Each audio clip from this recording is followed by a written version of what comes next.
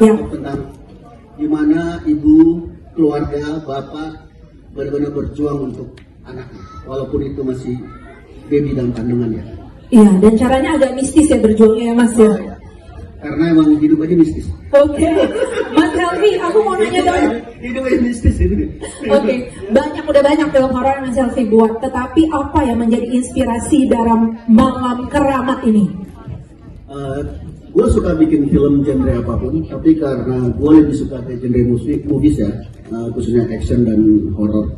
Film ini sebenarnya gue cuma pengen buat dan kayak something untuk nyam gitu ya, untuk ibu-ibu di dunia ya. Karena tahun lalu sebelum bikin film ini gue sempat baca itu kan, terutama dengan siapa yang anaknya Mas Jamal Mirdad ya, Naysila ya, yang ketemu seorang bayi ya. Iya betul. Seorang bayi di semak-semak, gue agak sedih juga ya. Tapi gue merasa gue bersyukur banget gue punya ibu yang benar-benar sampai akhir hayatnya membesarkan gue, dan terima kasih. Oke, jadi inspirasinya dari itu ya. Dan yang spesial pada malam hari ini ngomongin soal ibu, ternyata hari ini juga bertepatan dengan ulang tahun almarhumah dari ibunda Mas Helvi. Betul ya Mas Helvi. Ini kebetulan atau memang kebetulan? Serius? Iya rekan-rekan media. Jadi di hari ini yang sama di malam Jumat ini dengan Malam Keramat premier hari yang bersamaan dengan ulang tahun ibunda dari Mas Helvi. Boleh disebut namanya nggak Mas Helvi? Ibu? Sofiati. Ibu Sofiati. Oke, Mas Helvi, tadi ada beberapa hal menarik ya di elemen Malam Keramat ini, termasuk rumah yang grande, klasik, tapi mistis. Ada cerita nggak di balik rumah ini, di mana tentu ketemu rumah ini, terus mungkin ada cerita di balik proses syuting sendiri di rumah tersebut? Jadi waktu hunting lokasi sebenarnya udah ketemu nih, ada dapat satu rumah di daerah Lembang, Bandung gitu. Terus kayak kita muter, terus ketemu rumah ini. Terus kita tanya, gue pengen rumah ini, gue bilang sama production unit, kayaknya lebih cocok rumah ini. Terus nggak dikasih buat syuting karena memang rumahnya emang cuma buat di kayak vacation rental gitu aja gitu. Terus gue maksa mau syuting di situ gitu. Terus gue mau nego langsung sama orang ini. Terus gue turun tangan. Rumah yang tadi dikeluarin sama Bang Helvi. Akhirnya dikasih. Terus ya akhirnya dapat rumah ini dan alhamdulillah emang rumah ini paling cocok. Dari mungkin kita udah ada sekitar 20-30 rumah kali kita lihat. Dan ini ya besar-besar juga, rumah tua juga, ada rumah Belanda macam-macam gitu. Tapi ini secara placementnya, blockingnya, terus untuk bangun flow-nya ini lebih cocok ya. Oke, Mas Helvi. Nah, di sini Mas Helvi kan juga perannya nggak cuma sebagai sutradara ya, sebagai penulis sekaligus dan juga menulis bareng sama ini, ada sama Delvin Clyde. Ya. Nah, ini gimana Mas ngebagi ruang-ruangnya, menulis bersama dengan partner pun pasti juga sudah mencurahkan energinya banyak. Jadi sutradara beda lagi. So gimana tantangannya sendiri? Jadi pertama ada ide soal itu, setelah ya soal bayi yang dibuang segala macam, terus gue ajak diskusi Adi. Terus gue bilang gue ada cerita tentang gimana ya ibu hamil, teror, tapi dramatiknya dapat, familinya dapat, keluarganya dapat, tapi juga fun gitu.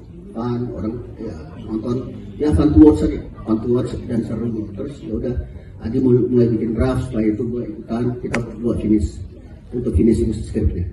Oke, tapi karena memang passion sih, jadi nggak masalah nyamuk 3 division sekalian gitu. Oke, Mas Helvi, yang menarik di sini adalah pemilihan. Kenapa sih memilih Frederica Alexis Cole bergabung? Sementara mungkin sebelumnya Frederica ini horor pertama ya kan? Nah sebelumnya Frederica dikenal dengan romansa yang menggoda. Kenapa memilih Frederica? Jadi sebenarnya Fred itu pernah datang ke kantor. Cuman gue lihat liatin ini ada nih Fred bla terus cerita kan, tapi nggak cocok sama proyek yang kita mau bikin gitu. Terus setelah itu udah kayaknya Fred cocok gitu. Jadi ya udah jalan gitu aja. Mata seorang sutradara lah ya. Oke. Itu justru Fred datang ke kantor tuh peran kecil malah. Sayang lah Fred dikasih peran segini ini. Fred ini lihat detailnya kan, detail ekspresinya apa semua, terus cara deliverynya itu kayak apa ya, kayak normal life aja, nggak kayak orang acting gitu. Dia mah wah ini harusnya dia bisa menjadi peran utama. Oke, Terus setelah itu ya udah kita panggil lagi, ada orang casting kita namanya Adit, udah panggil, udah jalan. Dan sesuai ekspektasi ya? Alhamdulillah. Betul ya, feeling sutradaranya dapat ya. Oke, sekarang kita beralih ke Thank you Fred, thank you. Mau ada sesuatu seserem apapun, semengerikan apapun, dia pasti akan tetap menjaga anaknya gitu. Dan di sini kan dia akhirnya sama suaminya benar-benar menjaga anaknya gitu. Itu sih yang poin yang paling kita ingin sampaikan di sini. Jadi ibu ya, ibu apapun itu, mau bagaimanapun situasinya dia tetap seorang ibu. Iya, jadi tapi walaupun kan ini kan serius ya, kalau ibu dan suaminya ini kan serius, tapi biar film ini fun, kita tetap masukin tuh ada karakter Ranu dan Yani dan yang buat jadi komedi yang lucu. Terus abis itu ada juga karakter Juan dan Lisa yang buat misterius gitu. Jadi banyak karakter di sini yang buat ceritanya jadi semakin unik juga. Di karakter Juan, Ranu tadi dan Yani sendiri ada pesan ya, udah banyak dikepung hantu masih aja ngejar uang, manusia banget gak sih? Ya itu juga ada. Iya kan? Udah tahu hantu di mana-mana, dia masih sibuk aja ngejar harta karun. Oke, terima kasih Mbak Yani. Terus kita biasanya Federikanya baik untuk Mbak Dini, apa Mbak Dina tadi Mbak Dini. Mbak Frederika biasanya sama Mas Aris kan ya di Broken Kites, kali ini sama Mas Arya ya. Oke, biasanya kan Mbak Frederika biasa dengan film-film ya romansa ya, bisa dibilang seperti itu. Nah, kali ini kok mau sih mencoba horor? Sebagai aktris pasti kita butuh sesuatu yang baru, tantangan yang baru. Dan ternyata setelah menjalankan project horor pertama, film horor ini salah satu genre yang benar-benar mendalami semua emosi manusia. Semua emosi dieksplor, mau dari kesakitan, mau dari benar-benar lowest point, emotional breakdown, happiness, relief, semuanya dipelajari. Dan itu sih yang menjadi tantangan ya sebagai actress, untuk pelajari semua emosi itu, untuk benar-benar merasakan flow ceritanya. Dan ya alhamdulillah menjadi experience yang sangat memorable buat aku. Lebih menguras energi nggak sih? Pasti, tapi kan kalau mendapatkan hasil yang bagus atau mendapatkan sesuatu yang diingat, memorable, ya pasti membutuhkan energi, membutuhkan kerja keras. Nggak ada yang tanpa kerja keras. Dan tadi kan ada kata memorable ya, berarti ada kesan atau adegan apa yang paling berkesan ketika syuting sebagai peran Mbak Dini ini di Malam Keramat? Yang paling memorable? Menurut Itu kali ya yang di teror, tapi gue selalu discuss sama Fred, gue mau ini di teror tapi nggak di teror, tapi kita tetap visual kita sinematiknya tetap harus dapat gitu. Yang itu kita diskusin, kan sinematik itu bukan tentang gambar aja, tapi karakternya juga. Nah sebenarnya bukan persoalan di terornya, tapi emosinya yang emosi yang harus dia tunjukkan. Tapi Fred keren sih, keren. Emosi yang harus di deliver juga ya. Kok jawab sih? Fred sekarang jawab. Iya, Mbak Frederika gimana nih? Terus itu tadi kan menyampaikan emosi tadi, pesan sampai ke penonton, pasti ada effort, ada tantangan. Apa yang Mbak Frederika rasakan dan mungkin boleh di-share ke rekan-rekan wartawan? Mungkin ya saya sendiri setuju dengan Pak Helvi.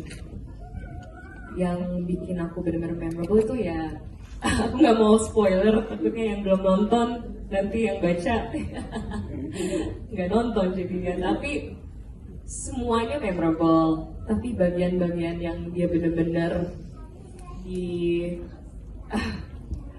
dites kesabarannya, dites ke ujian untuk menahan kesakitannya demi menyelamatkan bayinya. Di momen-momen itu yang paling memorable karena aku ikut merasakan sakit itu, aku ikut merasakan perjuangan seorang ibu, perjuangan untuk menyelamatkan bayinya, karena ya ternyata perempuan itu begitu kuat, dan itu yang aku pelajari dari ini sih. Yes, jadi masuk juga ya, jadi menyelami juga ya perjuangan ibu saat itu kan melahirkan. Oke, ngomongin chemistry sekarang. Biasanya kan sama Mas Aris, sekarang sama Mas Arya, alias Samuel Rizal ya. Gimana membangun chemistry dengan Samuel Rizal? Gimana tuh membangun chemistry? Gampang, ada lucu-lucunya mungkin.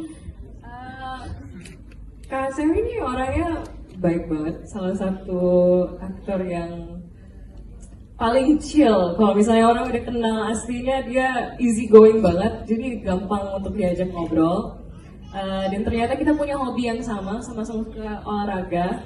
Ya kalau dia berenang, kalau aku lari. Tapi untuk bangun chemistry on setnya sih oke, karena nggak pernah ada kesulitan. Gimana tuh? Nanti aku yang ini. Oh ya udah, kita tunggu ya jawabannya Ya, Kak Sam. sekarang kita tunggu jawabannya Kak Sam. Gimana Kak Samuel membangun chemistry dengan Mbak Frederica, Mbak Dini? Oke. Benar-benar sama, nggak menemukan kesulitan. Kenapa? Karena kita juga saling diskusi dan brainstorm ya. Kita intinya kalau aktor sama actress ini bisa membuka hati untuk karakter yang kita mainin. Kalau ada yang nutup, nah itu agak repot. Oke, jadi ini balance ya. Kebetulan Selaras. memang yang kita diskusikan, kita juga reading bareng kan. Terus untuk chemistry itu sama-sama membuka untuk karakter Arya dan Dini itu yang paling penting kalau untuk acting gitu. Oke. Nah, boleh dong sebut 3 kata aja yang describe Samuel tuh apa aja, dan sebaliknya Samuel juga 3 kata aja. Mulai dari Frederica. 3 kata. Arya Dini atau Samuel Fred? Wah, Samuel Fred dong. Biar besok beritanya ada yang menjual di tabloid dan online ini.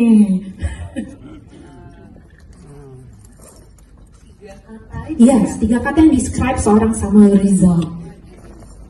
Gua tahu yang pertama nih. Tadi udah ada loh keywordnya mah. Tadi udah disebut.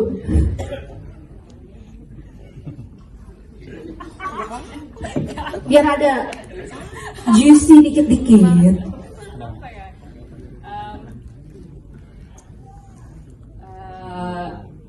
Humble, Lucu, sporty. humble, lucu, sporty. Catat teman-teman wartawan. Kok tadi nggak disebut lagi yang easy going? Apa lagi ya? Sebelum. Ya sudah termasuk Oke. kata-kata humble. Selanjutnya Kak Samuel, apa nih 3 kata? Kalau buat Samuel ke Fred, yang humble-nya mungkin dicoret dulu, yang sporty-nya dicontrengin sama apa tadi yang kedua? Sporty sama apa? Sporty, lucu dan sporty-nya dicontrengin, berarti yang humble diganti apa ya Fred? Satu lagi apa dong? Iya, bingung jadinya. Udah gitu aja. 2 aja. Terus jadi waktu interaksi chemistry kalian waktu yang sebenarnya agak emosional adalah waktu yang satu Frederica di dalam rumah, Samuel ada di luar kan yang berusaha untuk menolong. Itu ada yang memorable nggak dari scene itu? Atau mungkin ada scene yang buat kalian berdua memorable?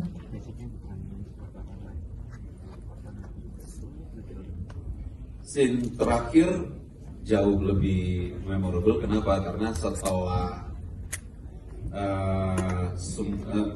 melewati semua rintangan dan halangan yang kita hadapin, itu kayak cairnya benar-benar kayak cair gitu.